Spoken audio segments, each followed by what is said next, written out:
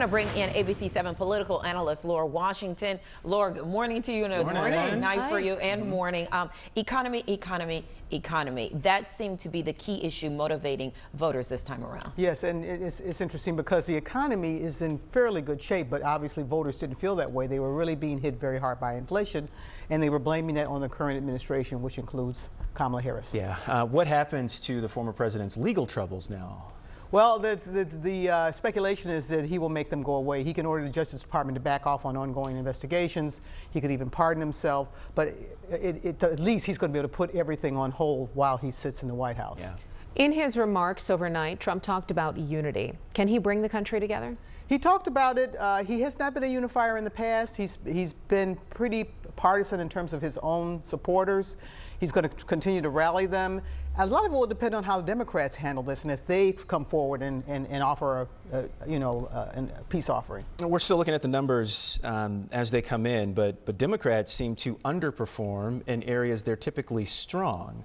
What do you think happened here? African American, women, older voters, younger voters, across the board.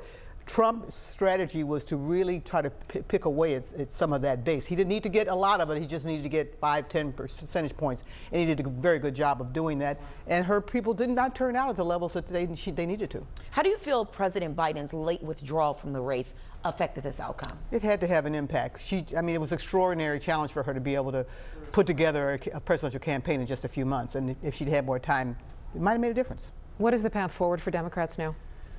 Unity, reorganizing, trying to find out who the new leader of the party will be. Will it be Kamala Harris going forward? Will it be someone else? Because they're going to need a good 4 years to organize and move ahead. I suppose Republicans will be doing the same thing. Oh yeah, well they know who their leader is, and they're going to be marching behind them solidly from here on out. But then after these 4 years, these 4 years, well, J.D. Vance he's already measuring the drapes in the White House. Okay, all right, that's how it's looking. And do you think we'll hear from Kamala Harris today, and what do you think she'll say? I think she'll be gracious. I think she'll be she'll reach out to the incoming president and say she's there to work with him.